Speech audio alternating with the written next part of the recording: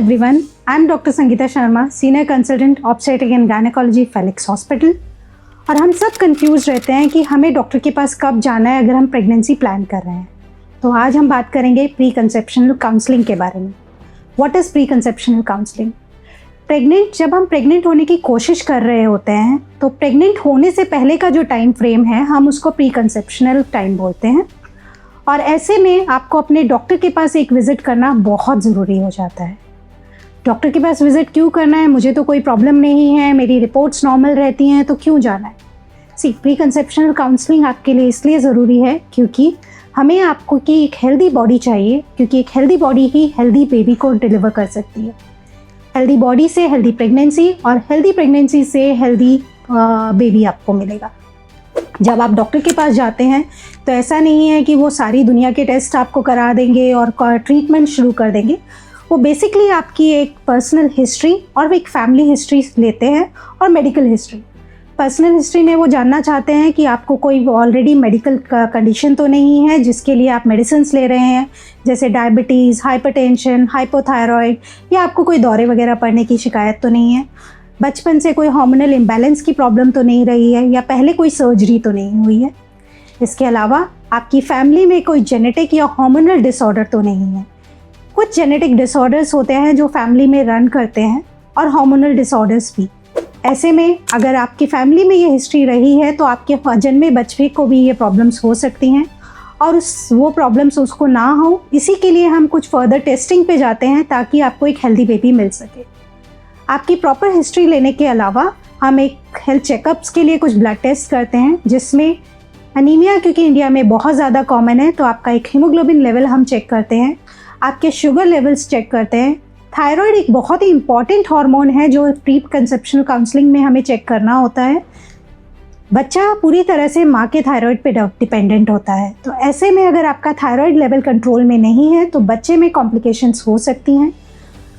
Thyroid के अलावा अगर आप किसी भी मेडिकेशंस में हैं तो उन मेडिकेशंस को हमें चेंज करने की ज़रूरत होती है। बहुत सी डायबिटीज़ के लिए या फिर हाइपरटेंशन के लिए, एपिलेप्सी के लिए ऐसी ड्रग्स होती हैं जिनका बच्चे पे बहुत बुरा असर पड़ सकता है।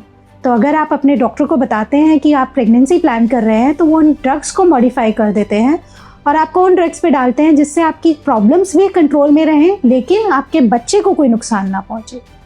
एक्ने का भी अगर आपका ट्रीटमेंट चल रहा है तो उसकी भी ड्रग्स को मॉडिफाई करने की ज़रूरत पड़ जाती है। अब बात आती है कि हमने टेस्ट करा लिए हैं और एक बेसिक अल्ट्रासाउंड भी करा लिया है जिसमें सब कुछ नॉर्मल आया है, फिर भी हमें कुछ करने की ज़रूरत है। यस, आप जब डॉक्टर के पास जाएंगे तो वो आपको आपकी लाइफस्टाइल मॉडिफाई करने के लिए, जिसमें diet and physical exercises change करने के लिए कहेंगे।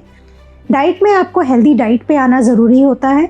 Junk foods and refined flowers से आपको अवॉइड करना होता है क्योंकि ये सब आपका हार्मोनल इम्बैलेंस करते हैं।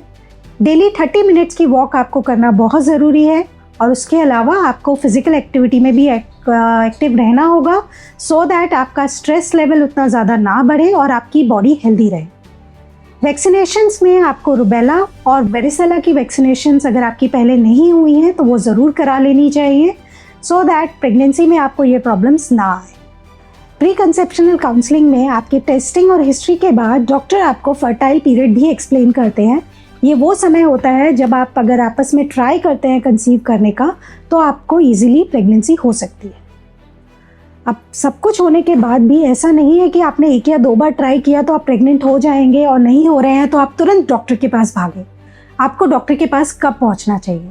अगर आपकी रिपोर्ट्स और बाकी सब चीज़ें नॉर्मल हैं और आपकी एज 35 ईयर से कम है तो आपको पूरे 1 ईयर तक ट्राई कर सकते हैं।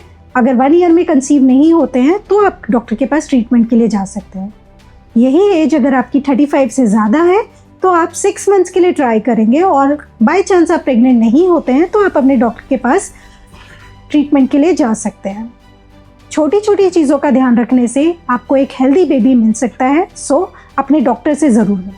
Thank you. हेल्थ से जुड़ी ऐसी कई और जानकारी के लिए फेलिक्स हॉस्पिटल के YouTube चैनल को सब्सक्राइब करें और अपने सवाल कमेंट बॉक्स के जरिए हम तक पहुंचाएं और डॉक्टर की अपॉइंटमेंट के लिए दिए गए नंबर 9810455953 पर संपर्क करें।